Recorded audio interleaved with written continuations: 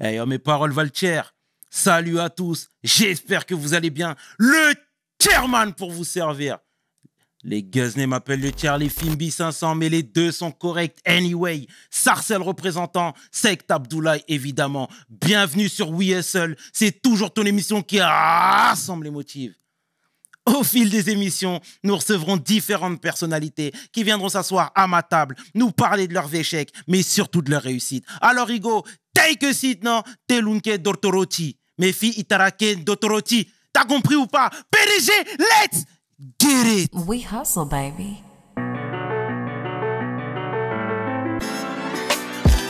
Le chairman. We hustle, baby. Le chairman. Hustle, baby. Le chairman. De retour sur We Hustle et aujourd'hui, je suis vraiment fier de recevoir mon homeboy. Joueur de l'Atlético Madrid, récupérateur, relayeur, la patte gauche, homme de cœur, homme de terrain, philanthrope, centrafricain, mon homeboy, celui que l'on nomme Geoffrey Kondogbia. Quelle intro, mon frérot. Ça fait plaisir. C'est la marque des fabriques. Comment va Geoffrey? Très bien, impeccable. Que du bonheur, mon frère. Merci d'avoir accepté l'invite. C'est un honneur, c'est un plaisir de te recevoir. Un plaisir frangin. partagé. Tu avec sais grand bien. plaisir. Comme je t'ai dit, je suivais tout ça et pour moi, c'est un grand plaisir d'être là. Et franchement, je te remercie pour cette invitation. Ça fait plaisir, frangin. J'espère que tu as tout le temps parce qu'on va retracer le parcours. On va retracer ta petite life, Geoffrey.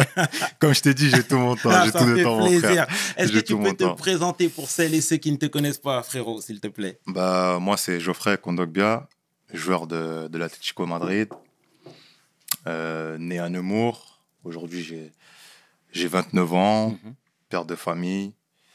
Voilà, j'ai commencé depuis tout petit le football. Et aujourd'hui, je suis encore dans cette fameuse activité.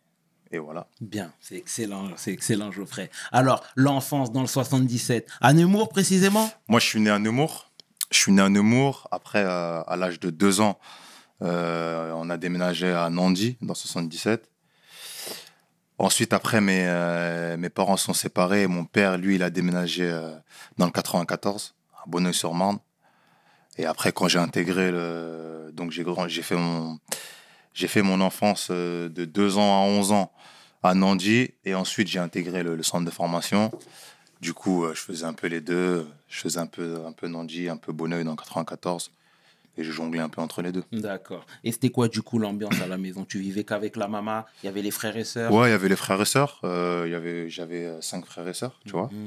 Donc, petite ambiance sympa. Hein. Tu as vu, quand il y a du monde à la maison, Bien sûr. c'est toujours sympa, tu vois. Avec mon grand frère, avec mes grands frères, ma grande sœur, ma petite sœur aussi, tu vois. Donc, on s'est toujours plus ou moins serré le coude, on s'est aidés. Et il y avait une très, très bonne ambiance, tu vois. D'accord, très bien. Et du coup, c'était dur pour la maman de joindre les deux bouts, étant donné que vous étiez 5 et qu'elle était séparée? Ouais, c'était difficile. Après, c'est un âge où, t'as vu, tu t'en rends pas forcément compte, tu vois. Bien sûr. Surtout que moi, je suis parti très jeune. Donc, en vrai, je me suis pas rendu compte. C'est après, avec l'âge, que en fait, j'ai dit, mais limite, tu te dis comment elle a fait, tu vois, comment ils ont fait, en fait. Mais sur le coup, franchement, tu t'en rends pas compte parce qu'ils font tout pour que leurs enfants manquent de rien. Et voilà, après, faut recontextualiser le truc, hein, dans le sens où, quand même, on avait de quoi manger, tu vois, c'est déjà ça. On avait un toit, donc quand on regarde aujourd'hui dans le monde, il y a pire, tu vois. Bien. Donc, mais c'est vrai qu'on va pas dire qu'on roulait sur l'or. C'est très bien de le rappeler aussi, Geoffrey. Mais pourquoi je souligne ce point, c'est parce que c'est difficile pour une famille monoparentale, justement, de gérer la fratrie, et encore plus quand c'est une maman, parce que si tu tiens pas tes enfants, tu sais qu'ils peuvent vriller, tu sais comment c'est dans les quartiers. Bah ouais, c'est sûr. Après aussi, en plus, c'est une femme, tu vois. En plus, c'est une femme, donc on connaît, on sait que c'est difficile, comment dirais-je, c'est pas la même chose. On sait que, par exemple, la maman elle a plus de mal à être stricte avec ses enfants, ou elle a peut-être besoin de parler 2 fois, tu vois. Mais Dieu merci, tu vois, mon père, quand même, il était là. Mon père, quand même, il était là, faut le dire, tu vois. Il arrivait, je le voyais souvent. Il arrivait tous les week-ends et tout. Et il était passionné aussi de foot. Donc, c'est lui qui m'a dirigé vers cette discipline-là, tu vois. Donc, mais c'est vrai qu'elle a été forte, vu qu'on était beaucoup à la maison. Et que faire régner la discipline et la rigueur, comme tu l'as dit, dans une maison où il y a beaucoup d'enfants en étant maman, c'est pas simple, tu vois. Mais je trouve qu'elle s'est plutôt bien débrouillée et on la remerciera jamais assez pour ça, tu vois. Nos mamans sont des reines. Tu diras Tu ça à sais, Tata. toujours, D'accord, toujours, on sait toujours, bien. c'est merci, merci. Du coup, c'est une parfaite transition parce que je voulais justement switcher sur le foot. À quel âge tu t'es inscrit en club? Ou du moins, on t'a inscrit? Bah moi, ça a commencé assez bizarrement, hein, parce qu'au début, moi, mon père, la première fois qu'il m'a inscrit, si je me souviens bien, je devais avoir 6 ans, 6, 7 ans. C'est mes premières inscriptions au foot, tu vois, en débutant. Et au début, je suis pas trop réceptif, tu vois, par rapport au foot. En fait, j'aime le foot, mais les entraînements, ça me dérange. Les entraînements, ça me dérange. Aller à l'entraînement, avoir des consignes, tu vois, les plots, tout ça, contourner les plots, tirer. Moi, je voulais jouer que au quartier. Ouais. Tu vois, je voulais jouer que au quartier. Tu joues comme tu as envie. Il n'y a pas de règles, il n'y a pas de trucs. Donc, en fait, je pense pendant 2 ans, en fait, je vais pas à l'entraînement. Ça veut dire que mon père, il est là, mais moi, je vais pas à l'entraînement. Je viens qu'au match. Des fois, je viens pas. Je préfère faire du vélo. Je préfère, tu vois, jouer au quartier avec les autres et tout. Je trouve beaucoup plus de plaisir à jouer au quartier qu'au club. Donc, c'est comme ça que ça commence. Et arrivé à un moment donné, mon père, il me donne un ultimatum. Parce qu'en fait, moi, après, il m'avait désinscrit et je lui ai redemandé de m'inscrire. Il m'a dit, tu crois que c'est la fête au village ou quoi? Il m'a dit, là, c'est la dernière fois que je t'inscris. Si je t'inscris et si tu continues à faire ça, tu vas pas au foot et tout, nanana, tu sèches les entraînements et tout ça, ne parle plus jamais de foot. Et c'est là que ça a commencé. Il m'a réinscrit et là, j'ai commencé à aller à l'entraînement, tout ça. C'est quand il m'a réinscrit, je devais être en poussin première année. À l'époque, je sais même pas comment on dit maintenant. Ouais. Ça devait être U9 ou un truc comme ça, U9 ou U10. Il m'a inscrit en poussin et de là, j'ai commencé à... Bah, après, c'est de là que j'ai suivi les entraînements, pardon. Et après, c'est parti. Hein. Après, c'est parti. Tu joues attaquant? J'ai joué 10 et milieu gauche. Ouais. Ça commence toujours comme ça. Exactement, c'est pour ça que je dis ça. Après, on te ramène encore. On te ramène petit à petit. Mais ouais, j'ai commencé numéro 10 et milieu gauche. Ouais. Surtout milieu gauche. D'accord. J'ai mis milieu gauche parce que je frappais de partout. Tu vois, Mhm. j'aimais bien frapper de loin. Et je marquais tout le temps, tu vois. D'accord. Et après, petit à petit, on te... Hein, C'est ça, entre la patte toujours, gauche. toujours. C'est très bien, c'est très bien. Et du coup, Lens, comment ça s'est passé Bon, moi, je veux connaître le processus, tout Ok. simplement. Bah moi, après, j'ai signé dans un club à côté qui s'appelait l'US Moissy-Cramayel, l'US Moissy-Cramayel. Oui. Où d'ailleurs, il y a beaucoup de jeunes qui sont issus de ce club. Il y a Coman, etc., qui sont sortis de ce club. Donc, moi, j'arrive là-bas et je joue avec les 92. Moi, je suis né en 93, en 1993. Donc, au début, je fais les entraînements avec eux, tout ça. Et le coach, il me dit, non, toi, tu vas jouer avec les 92. Donc, moi, je dis, très bien, tout ça. Donc, on fait la saison. Et je me souviens plus très bien du match exact. Mais je sais qu'il y a un match où ça s'est très bien passé. Et il y avait ce jour-là, il y avait le recruteur de Lens, tu vois. Et le recruteur de Lens, automatiquement, il a contacté mon père. Il a dit, voilà, le joueur nous plaît. Ce serait bien qu'il puisse venir faire des essais, tu vois, des essais au centre et tout, à la Gaillette, à Lens. Du coup, j'ai fait un stage je crois que c'était 4 jours. 4 jours, en fait, il a fait quoi, le recruteur? Il a pris tous les jeunes de région parisienne. C'est-à-dire, on est arrivé, on était au moins 80. On était 80, ça veut dire on arrive, détection, on est au centre maintenant, et 80. Et en plus, le centre de formation de Lens, il était jeune, tu vois. Je crois qu'il devait avoir 2-3 ans. Nous, on est les premiers, je pense qu'on est les premiers à être sortis, tu vois. Ils venaient d'être créés. Et donc, je pense qu'ils avaient pour ambition de ramener les premiers jeunes, tu vois. Parce qu'avant, ils ramenaient plutôt les joueurs, les locaux. D'accord. c'est-à-dire les joueurs du Nord-Pas-de-Calais, tout ça. Mhm. Donc nous, on est les premiers de la région parisienne à arriver. D'accord. Et je me souviens de ce jour-là, on était 80, frère. Il y avait vraiment de tout, du nord, sud, est, ouest. Et donc c'était sur 3 jours. Sur 3 jours. Et j'ai fait les détections. Je me souviens, c'était en hiver. Il faisait super froid, tout ça. C'était dur. Franchement, c'était super dur. Mais à cet âge-là, tu es tellement amoureux du foot C'est que vrai. tu calcules pas, tu vois. Tu veux juste prendre du plaisir. Et Mhm. quand tu arrives là-bas, toi, tu vois quoi? Tu vois les logos, les équipements, tout ça. Tu te dis, waouh, c'est quoi ça? Mhm. Oh, c'est un truc de ouf et tout. Non. Tu vois, tes yeux sont comme ça. Et du coup, j'ai fait les 3 jours. Et après, ils nous ont rappelé, je crois, 2 ou 3 mois après pour nous dire que qu'ils avaient aimé tout ça et qu'ils voudraient que j'intègre le club, tu vois. Mhm. Et c'est comme ça que ça s'est passé. Et au départ, mon père, il n'était pas pour. Pourquoi? Je pense qu'avec l'âge, je suis parti à 11 ans quand même, tu vois. Je suis parti à l'âge de 11 ans. Il y avait... Voilà, j'avais tout à apprendre encore, tu vois. Et c'est difficile de laisser partir son gamin de 11 ans en centre de formation où t'as pas l'œil sur lui. Mais donc, au départ, lui, il était pas trop pour. Et c'est moi, je l'ai poussé, je commençais à le bouder, tout ça. Limite, je lui faisais la gueule, tu vois. Parce que je voulais trop y aller. Je voulais trop y aller quand j'ai vu les... Et tu vois, à cet âge-là, tu veux y aller juste pour les équipements. C'est vrai. Tu vois, les équipements, j'ai vu les crampons, tout ça en plus.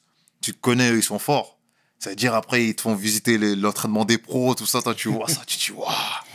Tu vois les pros, ils viennent, ah, salut les petits, vous allez bien, tout ça. Tu te dis, t'es comme un fou. Je me rappelle à l'époque, tu te rappelles le gardien Charlie Tange et tout. Bien sûr. Voilà, les Charlie Bien Tange, sûr. Seydou Keita, Bien tout sûr. ça. Bien Nous, on voit sûr. ça, on dit, mais attends, c'est un truc de fou. Donc, le mec, maintenant, il veut que j'aille dans le club. Toi, tu peux pas me dire non. Moi, dans ma tête, c'était ça, tu vois, avec le daron. Mhm. Tu peux pas me dire non. Et après, du coup, avec la force des choses, j'ai réussi à le convaincre. Et c'est comme ça qu'il a accepté. Il a dû convaincre aussi ma mère et lui expliquer que voilà, il y a ça, il y a ça. Et d'un commun accord, ils ont accepté. C'est comme ça que j'ai intégré le centre de formation. D'accord. Et est-ce que à ce moment-là, tu t'es dit, là, on va plus blaguer, je rentre en tant que genou, mais je sais pourquoi je suis là-bas. Non, pas Pas encore. encore? Pas encore. À cet âge-là, là, comme je t'ai dit, j'arrive juste pour les équipements, les D'accord. crampons. Tu vois, ces choses-là, je me dis, ah, je vais porter la Nike, le maillot. T'as vu à l'époque le truc Ouais. orange là? Oui. Moi, je voyais ça à la télé. Tu vois, le sponsor Oh là. orange, Nike, voilà, tu vois. Je me dis, mais moi, à la base, je vais pour ça. Ah, je vais avoir le parka, je vais avoir le survêt. Mais en plus, dans les quartiers, on vous a boudé, vous, hein, les foot. Parce qu'on a plein de jeunes qui sont partis dans les centres de formation. Et nous, quand on jouait au foot en club, Ouais. on les voyait nous regarder avec le survêt de Guingamp. Ils croisaient les bras comme ça, ils nous voyaient courir. On voulait leur peau. On voulait leur peau. C'est Tu- normal. tu c'est vois ce que normal. je veux dire? Non, mais c'est compréhensible. C'est compréhensible. Bah, attends, moi, je me souviens même, tu vois, c'est vraiment. Comme je te dis, moi, c'est pour ça, tu vois, que je suis parti. À la base, c'est pour ça. À la base, je suis pas dans ma tête où je me dis non, je vais pour un objectif, pour devenir professionnel et tout. Ça vient après. Et on va dire, c'est plus mon père qui me l'inculque, en fait, tu vois. Moi, là-bas, je vais juste pour. Je me dis, je vais dans un club pro, je vais avoir les équipements, je vais avoir Ouais. la panoplie et je vais être frais, tu vois. Mhm. Je vais être frais quand je vais rentrer au quartier, je vais être bien, je vais être frais, tu vois. Ça. Et c'est juste ça. D'accord. Donc, je pense que c'est les 2-3 premières années, c'est ça. Je suis dans cette ambiance-là. Et du coup, voilà, tu arrives à Lens, justement. Voilà, tu es en train de t'acclimater avec Ouais. l'environnement, etc. Ouais. C'est à quel moment tu as pris une claque? Tu t'es dit, là, je vais mettre le bloc de chauffe, on va y aller. Bah, je pense que c'est à l'âge de 13-14 ans. D'accord. Parce que moi, il faut savoir que j'arrive à l'âge de 11 ans en préformation. Ça veut dire que, en fait, tu n'avais pas le droit d'intégrer le centre de formation à cet âge-là. Ça veut dire que nous, qu'est-ce qu'ils ont fait? Ils nous ont mis dans un internat. C'est-à-dire que moi, j'étais à l'internat. Et j'arrive à Lens, je suis en 6e. Je fais à l'internat toute la semaine. Après les cours, je vais m'entraîner au centre de formation, mais je rentre dormir au collège. Et c'est seulement le week-end que je dors au centre de formation. D'accord. Voilà. Et moi, ça se passe comme ça, en gros, jusqu'à l'âge de 16 ans. Parce que les règles en France, si je me souviens bien, c'était interdit d'intégrer un centre de formation avant l'âge de 16 ans.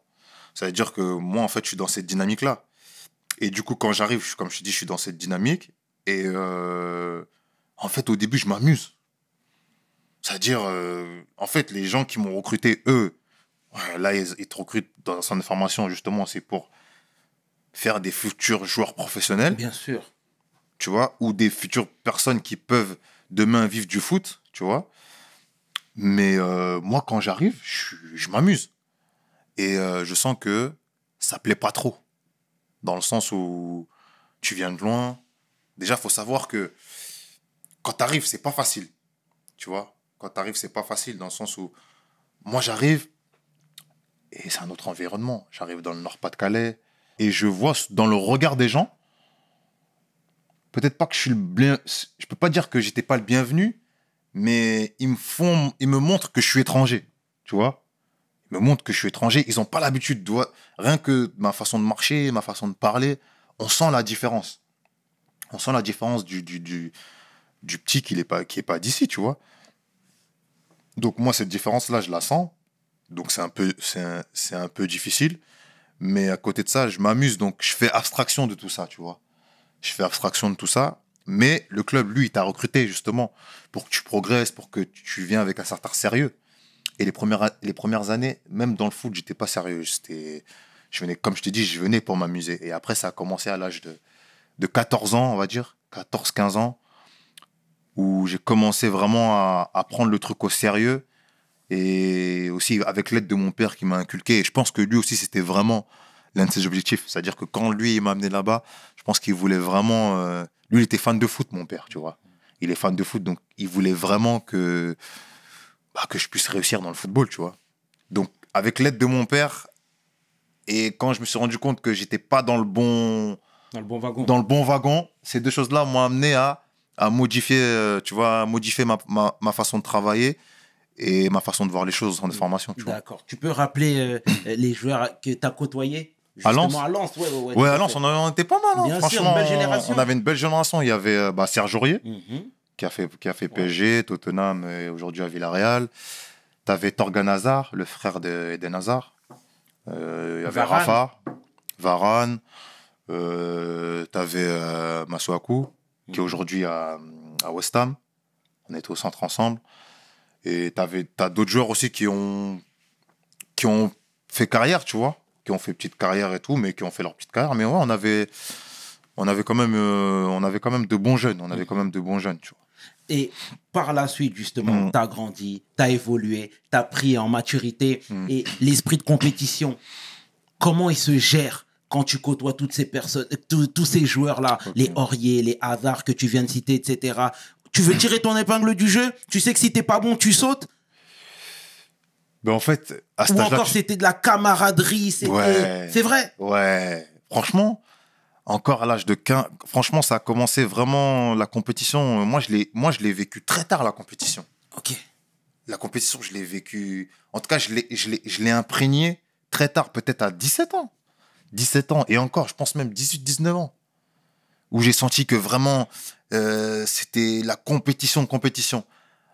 Moi, quand j'étais au centre de formation, je ne l'ai pas senti, la compétition. Bien évidemment, on veut tous jouer. Tu vois, on veut tous jouer quand on rentre sur le terrain. Mais ça, c'est même au City Stade. Quand tu rentres, tu veux être le meilleur. Tu vois, moi, je me souviens que quand j'étais au City Stade, quand je voyais mon père par la fenêtre qui me regardait, je voulais être le meilleur, tu vois. Je voulais montrer aussi aux autres, aux grands, que je savais jouer au foot, tout ça. Donc, c'est pas de ça, mais l'esprit de compétition, de se dire, lui, il faut que je sois meilleur, lui, il joue à ma place, il joue à mon poste, tout ça, franchement, je l'ai pas, en tout cas, moi, je l'ai pas ressenti quand j'étais au centre de formation. C'était vraiment un esprit de camaraderie, tu vois. C'était vraiment un esprit fraternel. Et ça fait partie des richesses que ça apporte, le centre de formation, tu vois. L'entraide, la discipline collective, tu vois, de s'aider. Aujourd'hui, toi, t'as pas, vas-y, moi, j'ai. Si tu veux, je te prête, tout ça, nanana. Et toutes ces valeurs-là, ça a été important dans mon éducation, parce que, comme je te dis, je suis parti à 11 ans. Donc, mes parents, ils étaient loin.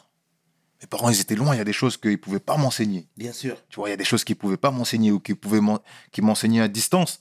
Mais c'est difficile d'enseigner quelque chose à distance, tu vois. C'est vrai. Donc, j'ai essayé de concocter avec aussi les valeurs que ça inculque, le centre de formation. Et donc, moi, c'était l'esprit... Je voulais être bon sur le terrain, mais j'avais encore cet esprit de camaraderie. Venez les gars, on va jouer au foot. On va se faire plaisir, on va jouer au foot. Et l'esprit vraiment de compétition, de se dire, non, cette personne-là, il faut que je joue devant lui. franchement, je l'ai eu peut-être... franchement, même après 18 ans, 19 ans, 20 ans. Je pense, allez, vers l'AS Monaco peut-être. D'accord. Ouais, vers l'AS Monaco. Parce que même à Séville, quand j'arrive, dans ma tête, je suis encore un gamin. Je suis encore un gamin, je me dis que non, je vais prendre du plaisir et tout, alors que c'est la Liga, tu vois. Ouais.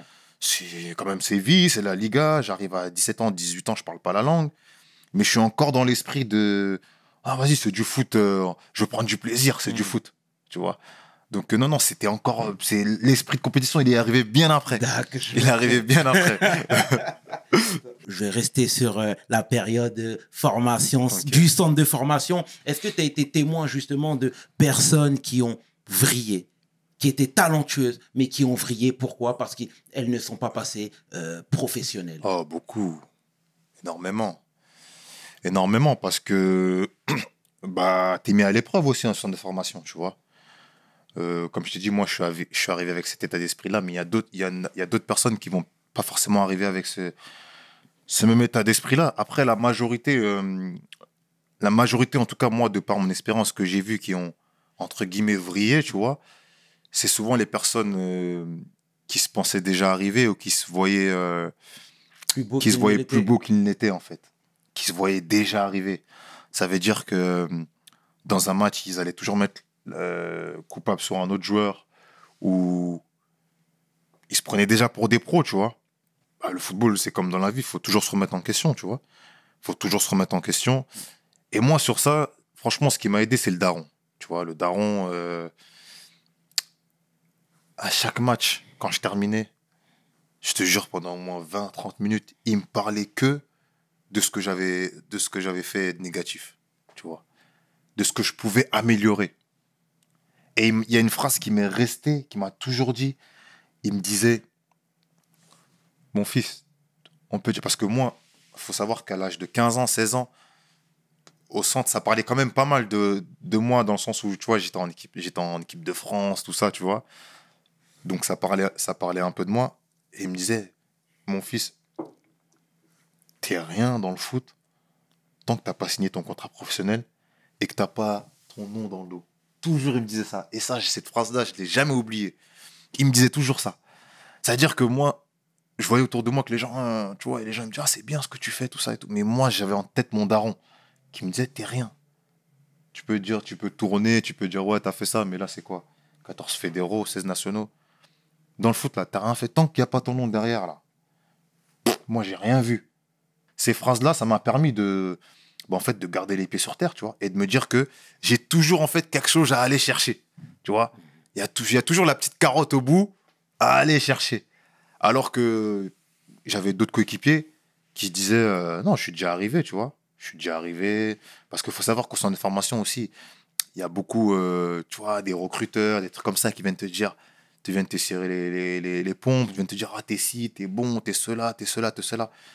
Et malheureusement, ils sont tombés dans le piège, en fait. Ils sont tombés dans ce piège-là et ils n'ont pas su se remettre en question. Et quand tu te remets pas en question, tôt ou tard, bah, tu le payes, tu vois. Donc, ouais, j'en ai vu beaucoup qui étaient très, très talentueux, et qu'ils n'ont pas pu faire la carrière qu'ils auraient pu avoir, en fait.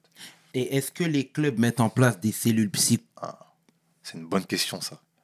C'est une bonne question. Malheureusement, non. Malheureusement, non, parce que pour eux, qu'est-ce qu'ils se disent? Enfin, je parle à leur place parce que je pense que c'est comme ça. Ce qu'ils se disent, c'est quoi? C'est que nous, on est là pour former des footballeurs professionnels. Ça veut dire que nous, l'investissement qu'on fait, c'est pour que ces jeunes-là soient des footballeurs professionnels. Le reste, entre guillemets, ça ne nous intéresse pas. Malheureusement, tu vois. C'est comme ça. C'est la vérité, c'est la réalité. Et moi, j'ai des potes, tu vois, parce qu'il faut savoir que tu es dans une bulle là-bas. Tu vois, tu es dans une bulle. Oh, moi, je suis parti à l'âge de 11 ans. Ça veut dire que tu arrives là-bas, c'est pas la même chose que... Parce que au centre de formation, il y avait beaucoup de gens de quartier, tu vois. Il y avait beaucoup de gens de quartier, tout ça. Mais ces personnes-là, quand ils se sont fait virer, mais t'imagines pas le retournement de situation. C'est-à-dire que toi, tu te fais virer à 16-17 ans. Tu rentres dans ton quartier. Déjà, tu as le regard des gens, premièrement, que tu dois affronter. Il faut être fort mentalement et tu n'es pas encore un adulte pour pouvoir assumer ce genre de situation, premièrement. Et là, mais là, tu vas t'inscrire dans un club amateur. Tes habits, tu vas les laver toi-même.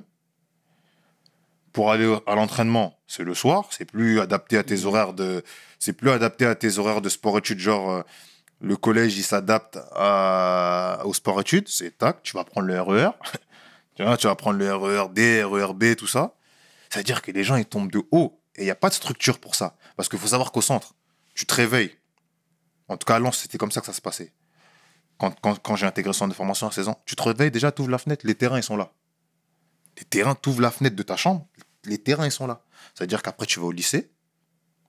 Déjà, quand tu vas au lycée, tu rentres dans ta chambre, ton lit, il est fait. Ta chambre, elle est lavée, en fait. Le sol de ta chambre, il est lavé. Tu as ton goûter, ton repas, tu as tout. Tu vois, tu es pris en charge, en fait. Donc, quand tu quittes cette cellule-là, c'est vraiment un changement radical. C'est un changement radical. Tu dois t'auto-gérer, en fait. Et moi, j'ai des potes à moi, ils comprenaient pas. Ils disent, oh, comment ça se fait, tu vois. Et c'est là qu'ils se sont rendus compte de, ah, mais en fait, c'est la vraie vie. Là, je suis arrivé dans la vraie vie. En fait, où j'étais là, c'était pas la vraie vie. C'était pas la vraie vie. J'étais dans ma bulle, j'étais dans quelque chose d'à part. C'était pas la vraie vie. Et c'est là qu'ils s'en rendent compte. Et quand ils t'en parlent aussi, ça te fait réfléchir. Tu te dis, waouh, c'est vrai quand même. Comme moi, tu vois, ça fait sans information, je suis parti de chez moi à 11 ans. Dans une cellule à 11 ans et tout. Entre guillemets, j'ai pas connu la vie classique. Bien sûr. Tu vois. Et il y a du positif. Ne pas connaître, il y a du positif et il y a du négatif, tu vois. Il y a du positif et du négatif. J'ai pas eu une enfance classique où je sors dehors avec mes potes, on va au collège, après les cours, on traîne ensemble, on rigole, tout ça. J'étais dans ma bulle, tu vois. Mais aussi, quand tu arrives dans une situation où tu dois essayer de t'en sortir tout seul, et ben ça devient un peu plus difficile. Parce que t'as pas été habitué. Tu vois. Et le plus dur dans la vie, c'est s'adapter, en vrai. Et est-ce que ça crée pas des carences, tout ça? Bien sûr. Bien sûr, déjà psychologique, je pense. Tu vois, psychologique, dans le sens où la personne peut être déséquilibrée, la personne peut faire des dépressions. Il y en a beaucoup. Je pense qu'il y en a beaucoup qui font des dépressions, tu vois, par rapport à cette situation-là. Et on n'en parle pas. On n'en parle pas. Après, comme je t'ai dit, les clubs, eux, ils sont là pour former des joueurs professionnels. Bien sûr. Et malheureusement, le football aussi, c'est, entre guillemets, c'est aussi une industrie. Donc eux, ils se disent, on a investi dans des jeunes pour que demain, on puisse profiter de ces jeunes-là et pourquoi pas demain les vendre, etc., etc. Donc, il y a aussi ce côté-là qu'il ne faut pas nier. Et oui, ça crée beaucoup de carences.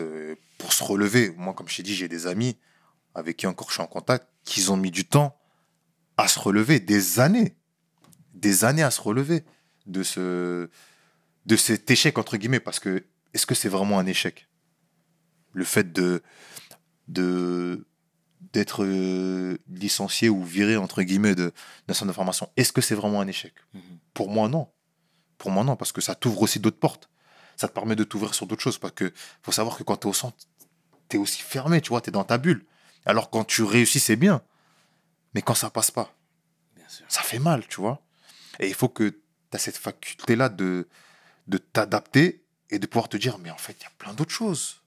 Il n'y a pas que le foot, tu vois. Il y a plein d'autres choses.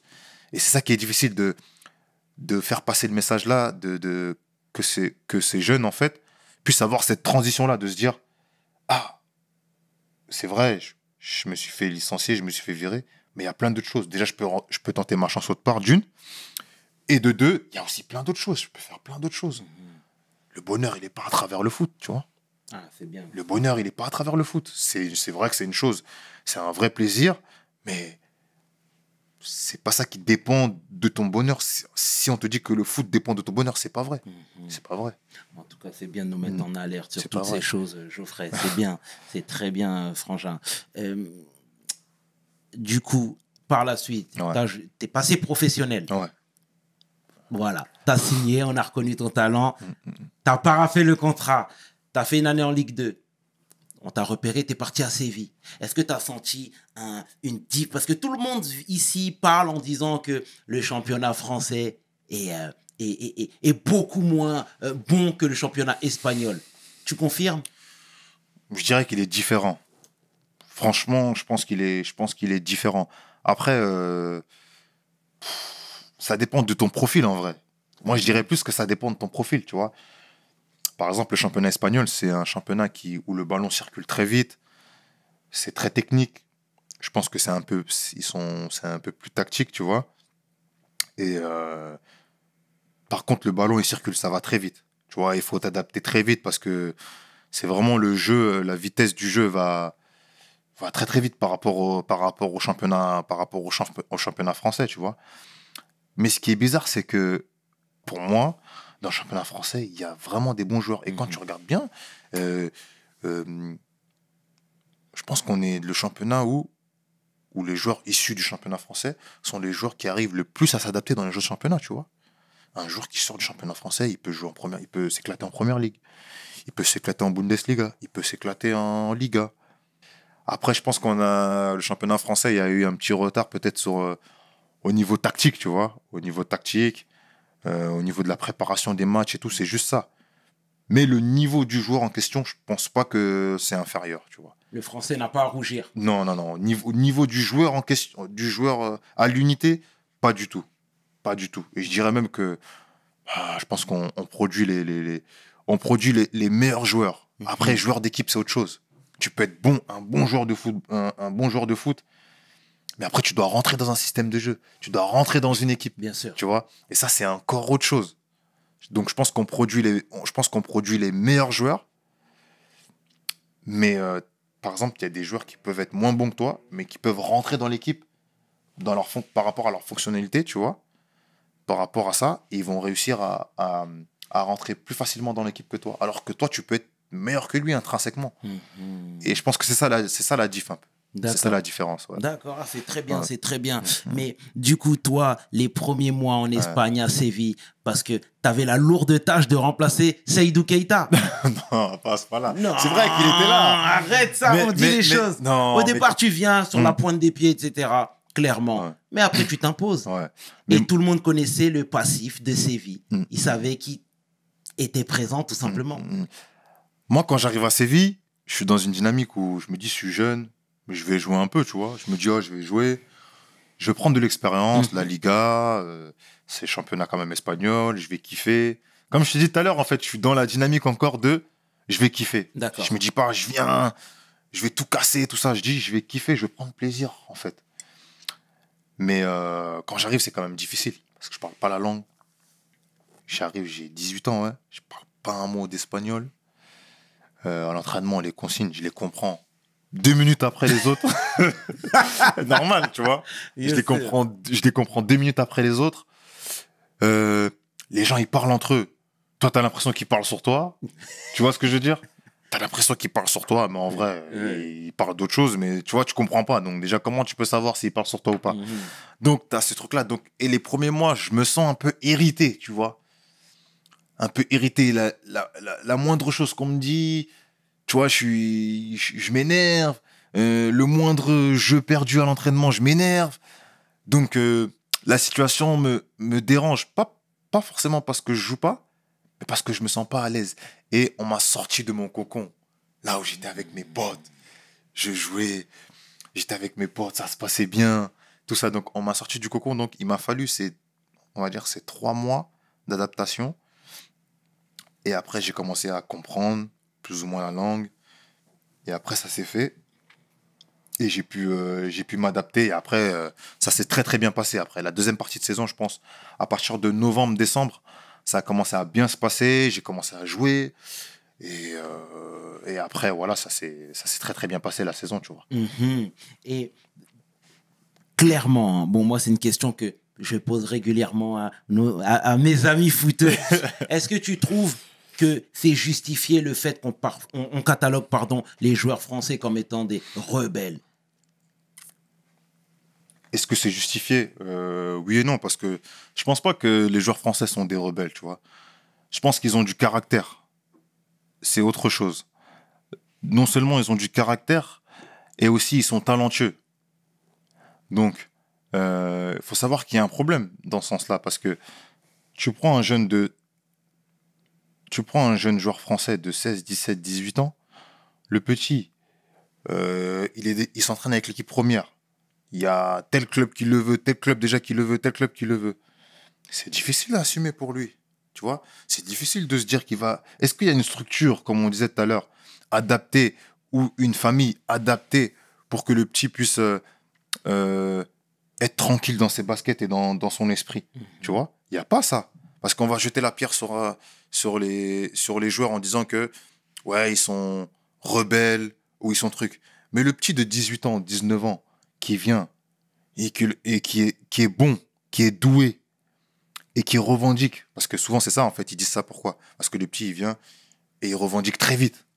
Il dit, ah, vas-y, moi je dois jouer dans cette équipe, je dois jouer, je peux jouer, etc., etc. Et à l'entraînement, il va entre guillemets, pas se mettre en dessous des joueurs dans la hiérarchie. Ça veut dire qu'il va venir sur toi, il va vouloir t'humilier. Par exemple, s'il y a un joueur offensif, il va vouloir t'humilier. Tu vois, ça c'est le joueur issu du centre de formation de France.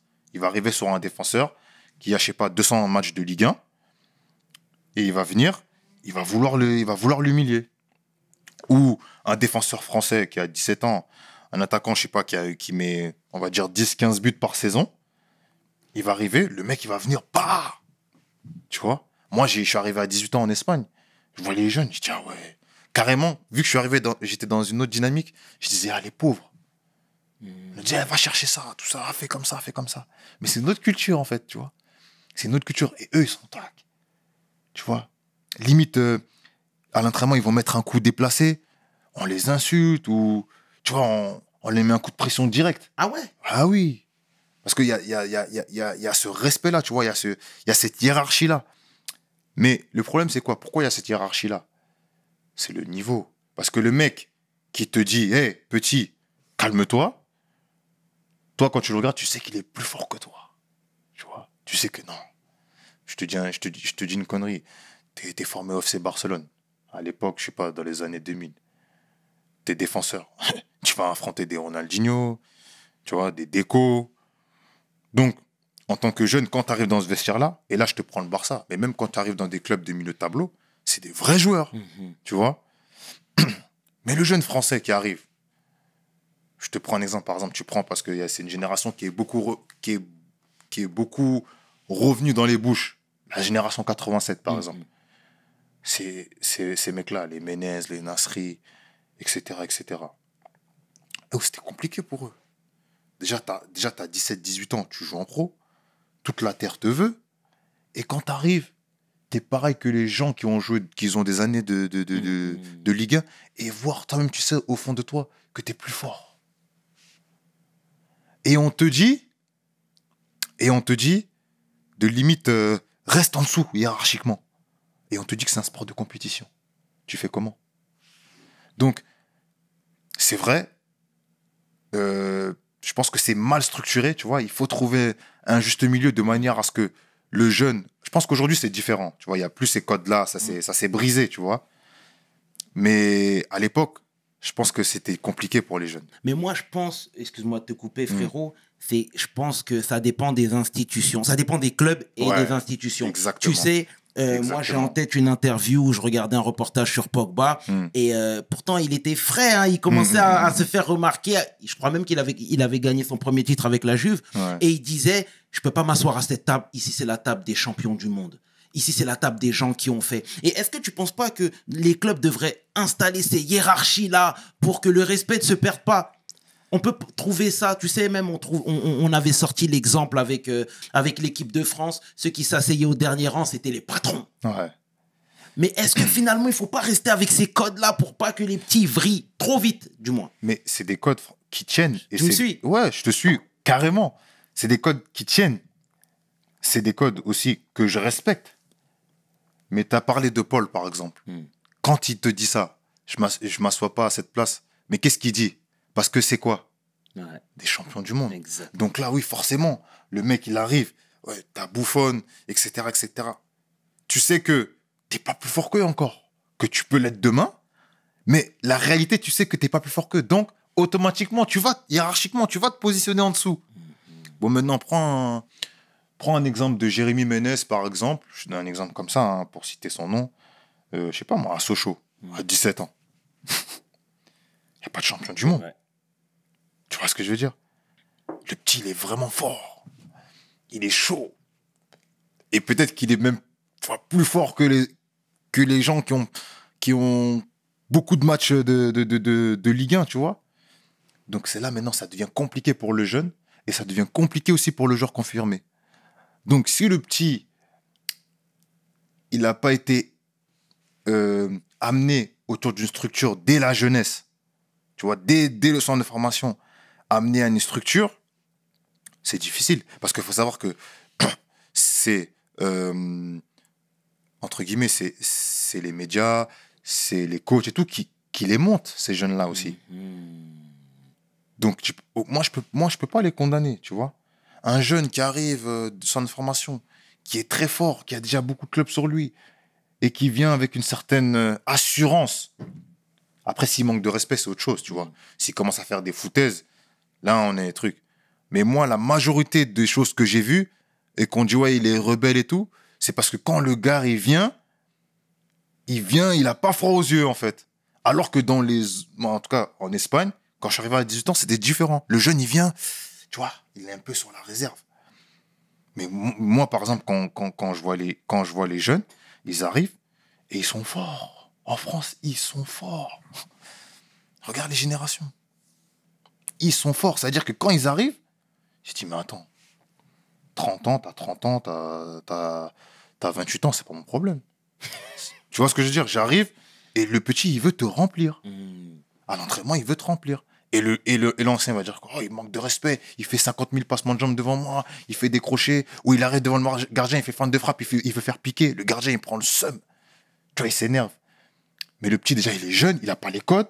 Il vient, au lieu de toi aussi l'orienter, d'essayer de le prendre sous ton aile, boum, boum, tu veux lui rentrer dedans aussi. Tu vois? Donc, je pense que c'est un peu des deux, tu vois? D'accord. C'est un peu un problème des deux. D'accord. Moi, c'est mon avis, tu Bon, vois. en tout cas, le message est passé, mon gros. Le message est passé. Et dis-moi, frérot, le fait de vivre à l'étranger jusqu'aujourd'hui, voilà, t'as joué, tu joues en Espagne actuellement, mais t'es passé par l'Italie. Qu'est-ce que ça t'a apporté en tant qu'homme? Énormément de choses. Énormément de choses. Bah, déjà, le fait de connaître d'autres cultures, tu vois. D'autres cultures. En fait, le foot, déjà, en général. Le foot, en général, parce que faut savoir que quand tu joues dans un club, bah, t'as toute nationalité. Tu joues avec des Serbes, des Japonais, vraiment toute culture, toute religion, toute nationalité. Donc, et t'es toute l'année avec eux. C'est-à-dire t'es à l'hôtel avec eux, l'entraînement, au vestiaire. Donc, automatiquement, t'es amené à discuter avec eux, tu vois, de leur famille, de leur culture. Vous mangez quoi? Vous mangez à quelle heure? C'est quoi vos habits? C'est quoi vos trucs? Votre président, etc., etc. Donc, tu t'imprègnes des fois de leur façon de penser, leur façon d'agir. Donc, en fait, c'est un inter-échange de culture, en fait. De culture et c'est ça qui m'a beaucoup appris dans le foot. Et après, les pays, quand tu voyages dans les pays aussi, c'est... Parce que moi, il faut savoir aussi, en Espagne, j'ai fait beaucoup de clubs. Oui. Et pas dans les mêmes endroits, tu vois. Donc après aussi, tu arrives à voir aussi la culture dans le pays même, tu vois. C'est-à-dire au sud, au nord, à l'est, à l'ouest. Et même en Italie, parce qu'après, t'as des gens qui viennent du sud, du nord. Et vraiment, ça m'a vraiment apporté, en fait, dans la culture. Dans la culture, j'ai vraiment appris. J'ai appris pas mal de choses, tu vois, sur les pays, comment les gens y vivaient. Tu te rends compte que la personne du Sud, elle n'est pas forcément comme la personne du Nord, tu vois. Tu te rends compte qu'il y a des problèmes aussi dans d'autres pays. Et c'est vraiment ça, des choses que peut-être que tu vas pas forcément connaître si tu étais resté là où tu vivais de base, tu vois. Et c'est vraiment ça. Même les langues, ça veut dire que tu commences à apprendre plusieurs langues, tu commences à parler certains mots, des langues que jamais dans ta vie tu vas dire, même bonjour, je ne vais pas connaître, tu vois. Mais tu commences à apprendre, tu commences à comprendre presque la langue entière. Parce que, par exemple, il faut savoir que dans les vestiaires, il y a des groupes, il y a des clans. C'est-à-dire que tu peux avoir le francophone. Après, là, tu as les portugais. Et des fois, tu arrives dans un club. Par exemple, tu es le seul français. Ça veut dire, tu te poses avec les portugais, tu vois, par exemple. Enfin, ceux qui parlent portugais, les brésiliens, les portugais, par exemple. Ça veut dire que tu es là, mais tu es avec eux, mais à force d'écouter, d'entendre, d'écouter, carrément, tu parles pas, mais tu comprends. Tu comprends, tu comprends leur conversation, en fait. Tu comprends leur conversation et ça t'amène à comprendre des choses. Donc, sur ce volet-là, ça m'a beaucoup appris dans le foot. Et après, il y a plein d'autres choses. La discipline, se surpasser, l'effort sur soi-même, le travail d'équipe. Moi, comme je t'ai dit, je suis parti à 11 ans. Ça veut dire que le centre de formation et le football, quasiment, c'est là où j'ai puisé toutes mes ressources, en vrai, presque. Parce que la maman et le daron, je les voyais pendant les vacances. Ouais. Moi, là, j'étais au centre et je les voyais que pendant les vacances. Et les week-ends, quand il n'y avait pas match et tout, quand tu es au centre, c'est comme ça que ça se passe, tu vois. Donc, tu t'imprègnes des valeurs de où tu es, en fait, de ton environnement. Et mon environnement, c'était ça. Ça a été foot. Et à travers le foot, j'ai côtoyé des gens d'autres continents, etc., etc. Et voilà, ça m'a appris toutes ces valeurs-là, tu vois. Se surpasser, s'entraider, écouter les autres, se remettre en question, accepter la défaite, tout ça, toutes ces choses-là, c'est des choses que tu apprends plus vite. Ok. C'est des choses que tu apprends plus vite grâce au foot, tu vois. D'accord, c'est très bien. Et Geoffrey, ancien international A, une sélection. Pourquoi avoir choisi le Centrafrique? C'est une longue histoire. Hein. Ouais. C'est une longue histoire. Alors déjà, ça part de très loin. Ça part de très loin parce qu'il faut savoir que moi, mon frère, il est ex-international fauve, ex-international centrafricain. Il a commencé, je devais avoir 15 ans. D'accord. Je devais avoir 15, 16 ans. Et lui, il était international A en Centrafrique. Et moi, en ce temps-là, je suis en équipe de France de jeunes, tu vois. Je suis en U16, U17, tout ça. Et ça se passe super bien. Je suis avec mes potes, on joue, on a une bonne équipe, on tape tout le monde et tout. Mais en fait, c'est pas un choix. Oui. C'est une continuité, en fait. C'est-à-dire que j'arrive au centre de formation, ça se passe bien, je suis bon, l'équipe de France, elle me prend. Et moi, je connais pas mon pays d'origine. C'est-à-dire qu'à ce moment-là, j'ai aucun lien, entre guillemets, dans le sens où je côtoie les gens de ma famille qui sont ici, mais j'ai aucun lien direct avec le bled. T'avais jamais été? J'avais 2 ans, tu vois. J'avais 2-3 ans. Et de 2-3 ans jusqu'au moment où je vais t'expliquer, j'avais pas été. C'est-à-dire que j'avais aucun lien avec la famille qui était... Enfin, mon père les avait, mais moi, j'avais pas de lien direct avec eux. Avec la famille et avec le pays en lui-même, j'avais pas beaucoup de liens. C'était que avec les gens, mes tantes et tout, qu'on pouvait en parler, tout ça, etc. Mais j'avais très peu de connaissances sur mon pays d'origine, en fait. Et entre-temps, donc il y a mon frère, lui. Donc lui, il est là, il va en sélection et tout. Moi, je suis en U17, U18. Et donc, il parle, tu vois, quand il rentre de sélection, il parle et tout.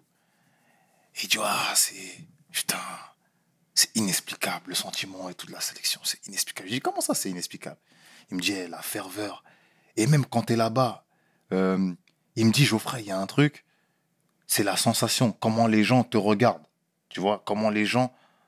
En fait, même si tu as tes habitudes de France, tu as tes habitudes, parce que tu as grandi et été élevé en France, donc automatiquement, tu es né en France, donc toi, tu as tes habitudes européennes, exactement. Mais malgré tout ça, ces gens-là, ils disent, t'es chez toi. C'est chez toi. Et lui, il avait imprégné cette atmosphère-là, et il disait que c'était magnifique. moi, je l'écoutais, mais sans plus, tu vois. Je dis, ah, c'est bien. Hein, tout. Moi, j'étais là dans mon équipe def. C'était bien. Tu vois, j'étais avec mes potes, on jouait. En plus, on avait une équipe de foot. On tapait tout le monde et tout. Mais c'était pas un choix par cœur, tu vois. C'était un choix vraiment qui s'est fait naturellement, tu vois, par rapport au centre de formation et tout. Et vu que je suis français. Et après, on avance petit à petit, tout ça. Et au début, je commence à tirer un peu plus l'oreille, tu vois. J'écoute un peu plus. Maintenant, je vois, mais je suis un peu exclu dans les conversations, tu vois, de mes parents ou de mon père. Par exemple, il y a une conversation à la maison que mon père, il va parler avec mon frère. J'arrive à dire, ils vont parler du bled, tout ça. Il va dire, ouais, non, ça c'est, ah, tu connais là-bas, ouais, du collège. Ouais, ça c'est mon collège à côté où j'ai grandi et tout ça. C'est là où j'ai fait mes cours et tout. Tu vois, mon daron qui dit ça à mon grand frère. Donc ils disent, ah ouais, là, c'est où j'étais inscrit au basket, tout ça, tout ça. Tu vois ce que je veux dire? Donc moi, je dis, oh, moi, c'est un truc qui m'interpelle. Déjà, je connais pas la jeunesse de mon père. Je connais pas en fait, je connais pas le passé de mon père et de mon grand-père. Tu vois, des gens qui m'ont précédé. Mhm. Et je vois que mon frère, il a accès à ça. Moi, en tant que jeune, ça m'interpelle, tu vois, aussi. Ça m'interpelle. Je dis, oh. Et je vois mon père avec ma mère et mon frère, pardon, avec ma mère et mon père. Lui, il a accès à ça. Tu vois? Quand il revient de sélection, ah, t'as vu la grand-mère et tout? J'ai dit, ah ouais. Il dit, après, il me parle, il dit, hey, gros, c'est un truc de ouf, elle a la même tête que nous. Wesh. On dirait, il me dit, oh, c'est vrai. Tu vois sa tête, c'est abusé. Moi, je la vois en photo. Il dit, wesh, même quand elle parle, sa démarche et tout, eh, c'est trop marrant et tout. Il se dit, il dit, oh, la sœur du daron, elle a la même tête que nous, tout ça. Tu vois, en fait, il me dit des trucs, ça me fait baver un peu, tu vois. Je dis, oh. Et quand même, tu dis, en fait, normalement, ça devrait être logique que toi, tu as accès à ça. Mais bon, après, de par le cheminement que nos parents ont eu, entre guillemets, j'ai pas eu forcément accès à ça. Mais bon, bref, tu vois, ça m'interpelle un peu. Mais je continue mon truc et tout. Après, j'arrive je crois, en 2014. Donc, faut savoir que moi, j'arrive en équipe de France. En A, je crois, c'est en 2013. Donc, c'est après Naïsna, je crois. Naïsna, c'est quoi? C'est 2010. Voilà. Donc, après Naïs, j'arrive avant la Coupe du Monde, après la Coupe du Monde, après Naïsna, et avant la 2014. Mhm. Donc, j'arrive, première sélection, tout ça. Moi, je suis content par rapport aux joueurs avec qui je vais jouer, par rapport à l'aspect footballistique, en fait. T'es dans la cour des grands, de fou. Donc, moi, je suis content par rapport à ça. Donc, j'arrive et tout. Et je vois, quand j'arrive, donc il y a les gens qui m'accueillent là-bas et tout. Et je vois le mec, pardon, il commence à me lancer plein de règles. Parce qu'en fait, c'était l'époque où l'équipe de France il devait regagner son image. C'était vraiment l'époque où il devait Non, mais c'est les mecs qui s'occupent. Non, même pas, c'est les mecs qui s'occupent de l'organisation. C'est pas le coach et tout. C'est les mecs qui s'occupent de l'organisation en vrai. On te sort plein de règles. Voilà, en fait, ils sortent des règles. Déjà, j'arrive quand tu vas au château, tu as la chambre là. Et tu as toutes les règles, tu vois. Il faut savoir que tu représentes tant de millions de Français, tout ça, tout ça. Ils commencent à me dire, ouais, quand il y a des caméras, tu dois sourire. Et moi, il me dit, quand il y a les caméras, tu dois sourire. Quand on arrive dans un endroit où il y a des caméras, enlève tes écouteurs, enlève ton casque. En fait, je suis arrivé vraiment dans la période où l'équipe de France devait regagner le cœur des Français avec ce qui s'était passé avant. Moi, je suis arrivé dans cette période-là. Et j'ai dit, oh. Et moi, j'étais encore dans mon truc de gamin. J'étais vraiment un gamin encore, tu vois. C'est-à-dire, ça m'a choqué. Moi, j'étais encore un gamin. Moi, j'étais venu pour jouer au foot, moi. Ah, on va jouer au foot, tout ça. Ah, je vais jouer avec telle personne et tout. Ça va être lourd et tout. Moi, je suis venu dans cet état d'esprit-là. Et là, je me suis rendu compte, mais en fait, c'est un autre niveau, là. C'est un autre délire. Truc. Je me dis, mais oh, c'est un autre délire, en fait, tu vois. Et ça m'a un peu choqué, tu vois. Ça m'a un peu... Je dis, oh. Et même dans le groupe et tout, le groupe, ça se passait bien, tu vois. Mais je sentais les gens qui étaient totalement différents quand il n'y avait pas les caméras, qui était bien et tout. C'était bonne ambiance et tout. Et quand il y avait les caméras, ils étaient crispés. Crispés dans le sens où on en a bavé, on doit pas en remettre une couche, tu vois. Et ça m'a impacté de fou. Ça m'a impacté de fou. Même j'avais des discussions avec certains joueurs qui me disaient, ah, quand il y a la caméra, tu vois, vas-y, souris, fais pas, tu vois. En gros, il faut vraiment... Moi, je me dis, oh, c'est du football, tu vois. Moi, j'étais vraiment dans ce délire-là encore, tu vois. Et entre-temps, il faut savoir que moi, je crois que c'est en 2014 ou 2015, donc moi, je vais en sélection, tout ça. Je kiffe jouer, je kiffe m'entraîner et jouer avec ces joueurs-là. Mais le rassemblement, je le vis mal de fou. Ah ouais? Par rapport à ça, je le vis mal de fou. J'arrive pas à trouver ma place. Je dis, oh. Parce qu'on était complètement... Moi, je sortais d'un groupe, j'étais en U20 et tout ça, je sortais d'un groupe. Oh, nous, c'était la foire. Dans le sens où nous, c'était vraiment... On s'amusait tout, mais c'est normal. Là, tu viens dans le football de professionnel du haut niveau, il y a l'aspect économique, l'aspect image qui rentre en compte et tout. Mais moi, j'étais pas prêt. Moi, j'étais vraiment encore dans le football de on vient s'amuser, tout ça. Et donc, du coup, je l'ai mal vécu, tu vois. Je l'ai mal vécu. Je dis, oh, c'est bizarre, ces délires, cette ambiance et tout. C'est bizarre. Et entre-temps, je vais au bled. Entre-temps, je vais au bled. Et quand je vais au bled, y a un match de l'équipe nationale. Mon frère venait d'arrêter et moi, maintenant, je vais voir un match de l'équipe nationale comme ça. Et en même temps, en fait, je vais découvrir mon pays d'origine, en fait, tu vois. Je vais découvrir mon pays d'origine.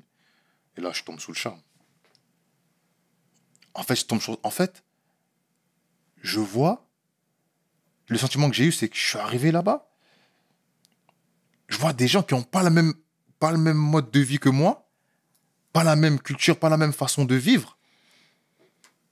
Mais j'ai l'impression qu'ils sont comme moi. Tu vois ce que je sais pas si tu vois ce que je veux dire. Tu vois, j'ai l'impression qu'ils sont comme moi. Et même comment ils me perçoivent, du style, oh, toi, t'étais là-bas, mais toi, c'est chez toi ici. Tu vois, après, peut-être c'est par rapport à mon statut, tout ça, je sais pas. Mais en tout cas, moi, c'est comme ça que je l'ai vécu. Et après, quand je suis allé au stade, je suis tombé par terre. J'ai vu les gens, ce que le football pouvait apporter aux gens, je suis tombé par terre. Et après, forcément, il y a eu l'aspect émotionnel qui est rentré en jeu. Ça veut dire qu'il y a beaucoup de choses qui ont commencé à rentrer dans ma tête. J'ai pensé à depuis ma jeunesse. Ça veut dire qu'il y a une position où moi, je me sens français, tu vois. Je me sens français parce que je suis né en France, j'ai grandi en France, j'ai appris à lire, à écrire, j'ai été éduqué à la française, donc je suis français et je suis fier d'être français, tu vois. Mais quelque part, dans ma vie, tout au long de ma vie, au passage, quand j'étais au centre d'information, quand j'étais au collège et tout, il y a beaucoup de personnes qui m'ont fait comprendre que je l'étais, mais pas à 100%. Et en fait, quand je suis allé là-bas, quelque part, ça a été une réponse. Ça a été une réponse. Il y a eu beaucoup... Il y a eu des questions, par exemple, quand j'étais au collège et tout, on va dire, ouais, mais... Même quand j'étais à Séville et tout, par exemple, on va te dire, t'es quoi? Je dis, ouais, je suis français. Je dis, oui, ça, on sait, mais de quelle origine? Genre, mais t'es quoi? Je dis, mais vous êtes où? Je suis français. Je suis en France et tout, qu'est-ce que vous avez? Oui, c'est bon, on sait, sur les papiers, mais t'es quoi? Tu vois? Ou quand t'es au collège et certains professeurs, certains surveillants, ils te disent certaines phrases. Donc tu te dis, donc eux, ils t'éveillent une question. Ils te disent, mais en fait, peut-être que t'es pas français à 100%. Tu vois? Donc, à travers toutes ces choses-là, tu te rends compte que non, mais finalement, on m'a peut-être... Enfin, c'est pas qu'on m'a caché, mais on m'a pas fait comprendre et savoir que je ne suis pas que français, tu vois? Et quand tu arrives là-bas, maintenant, toutes ces réponses-là que tu dis, ça se confirme. Que tu n'es pas que français. Et après, c'est aussi quelque chose c'est une façon de percevoir les choses. C'est une façon de percevoir. Il y a des gens qui vont dire non, moi, pour moi, je suis français 100%, tu vois. Mais après, c'est pas toutes ces personnes-là qui te faisaient sentir que tu n'étais pas français. Il y avait quand même des gens bienveillants. ici, sur Oui, ton chemin que tu as croisé, bien heureusement. Bien sûr. Heureusement. Non, Mais bon, les- pour clarifier. Oui, bien sûr. Mais les gens bienveillants, je pense aussi qu'ils le pensent. Mais c'est pas être malveillant de dire que, par exemple, quelqu'un qui va me dire, oui, mais t'es de quelle origine? C'est pas quelque chose de malveillant, tu vois. Ou à partir du moment où il n'y a pas un manque de respect et que la personne te dit, mais ah, mais ton père il est centrafricain ou tes parents sont centrafricains ou etc. C'est pas forcément malveillant, tu Ouais, vois. c'est vrai. C'est pas forcément malveillant. Donc C'est vrai. après, moi, comme j'ai dit, c'est une question de perception aussi. Hein. Mm. Mais moi, vraiment, ce voyage-là, il m'a bouleversé. Et quand je suis rentré, je me suis dit, mais finalement, qui a besoin de plus de moi? Dans le côté footballistique, qui a besoin de plus de moi? Que je sois en équipe de France ou pas, ça va changer quoi? Des gens comme moi, il y en a plein, des joueurs aussi forts que moi. Et moi aussi, qu'est-ce que ça va me changer au niveau de ma carrière? Si tu as confiance en toi et tu sais que tu es bon, concrètement, ça va en changer. Ah oui, peut-être en marketing. Ouais, c'est vrai. Ça va changer un petit peu en marketing. Tu vas laisser 2-3 sous de côté. Mais est-ce que ça va changer ta vie? De laisser 2-3 sous de côté, est-ce que ça va réellement changer ta vie? Ça, c'est une question qu'il faut que tu te poses, d'une. Et de deux, à un moment donné, je me suis dit,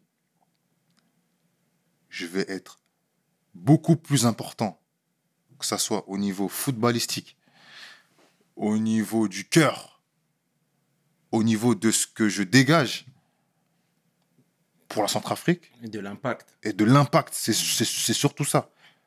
Pour la Centrafrique, que pour l'équipe de France. Donc, c'est pas une affaire de je me sens pas français, tu vois, ou je me sens pas truc, tout. Les deux, ça fait partie de ma vie aujourd'hui. Comme beaucoup de jeunes dont les parents sont immigrés. Bien sûr. Mais, pour moi, c'est deux choses où j'ai pesé le pour et le contre et j'ai senti que la Centrafrique avait plus besoin de moi et que j'avais pas forcément énormément à perdre parce que j'étais assez confiant par rapport à mes qualités. Et il y a une réalité, c'est que la seule chose que tu as à perdre, c'est les trophées. Je parle dans l'aspect de l'équipe nationale.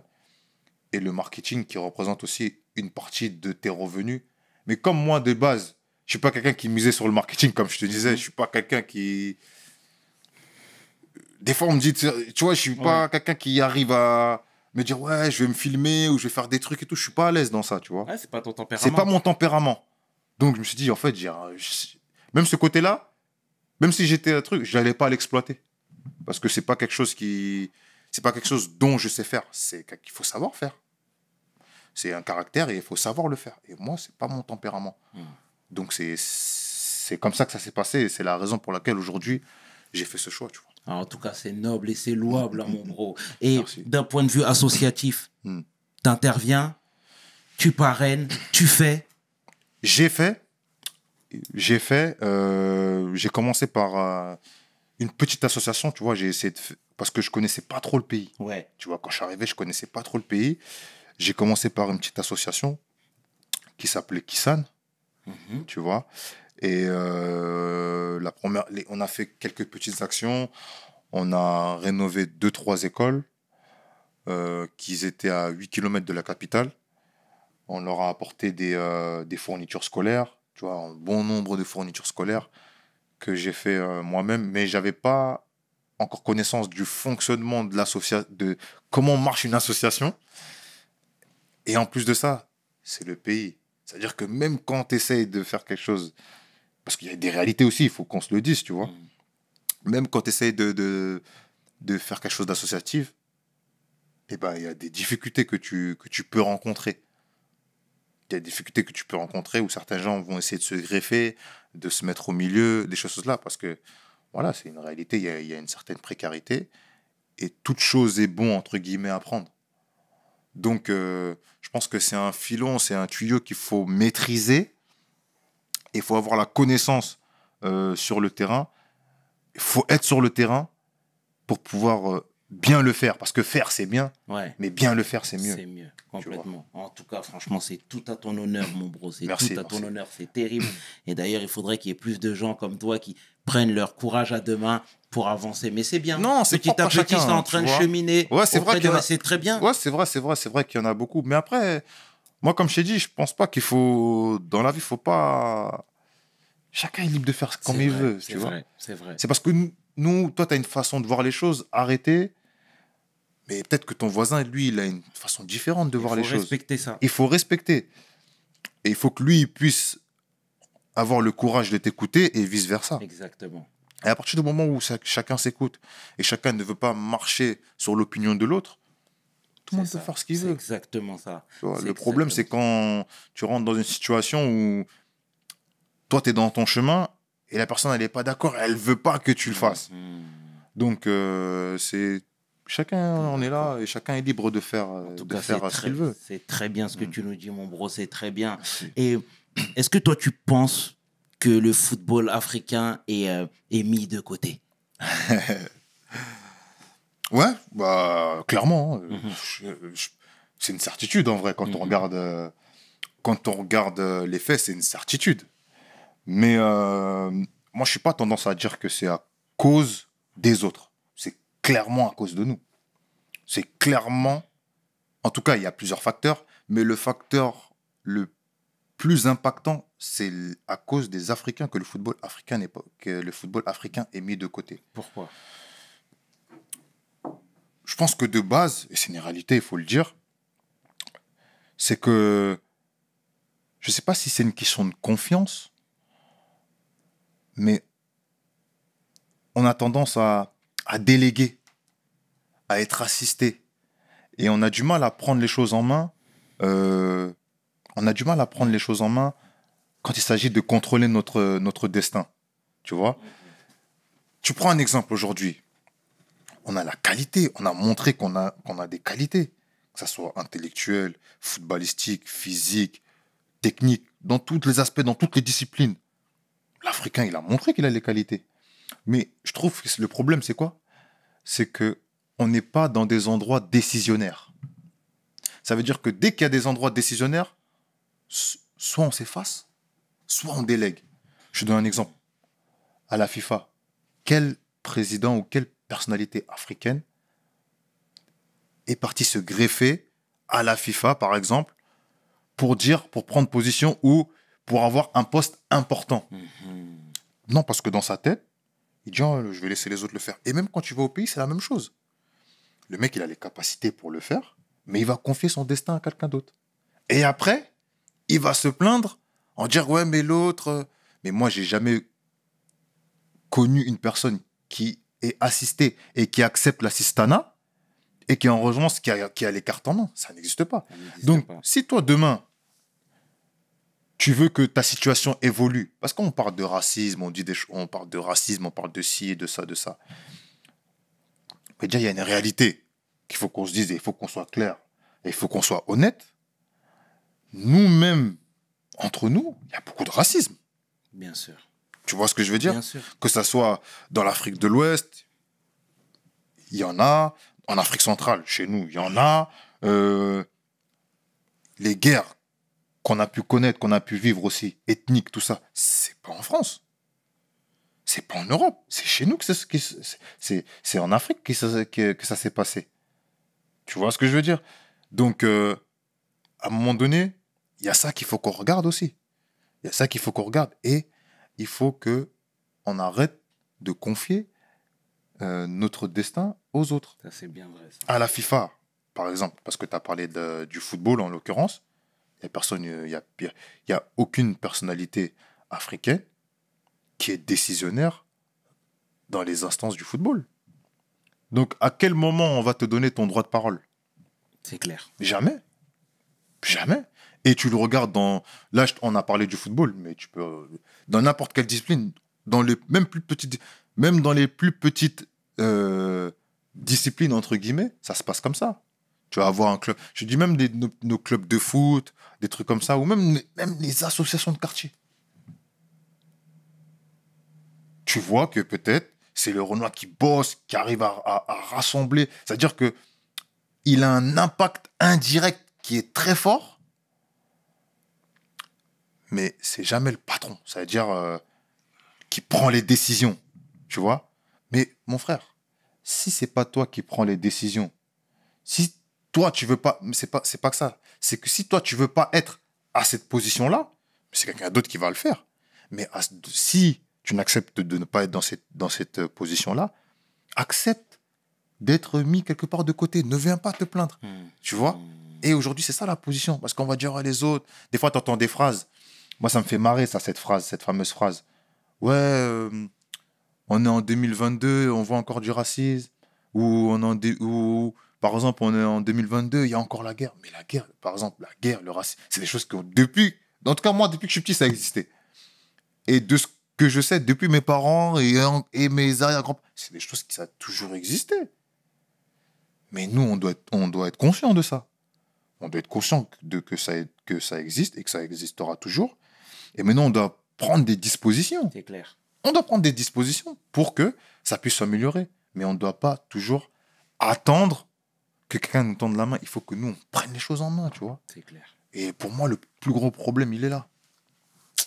Geoffrey, t'as visé la cible rouge. T'as tout dit. Non, c'est juste mon avis, tu vois. Après ça, on peut rien ajouter. Et clairement, je partage tes propos à 100%, Frangin. Ah, et ça, je tiens à te le dire. Je tiens à te le dire, frérot.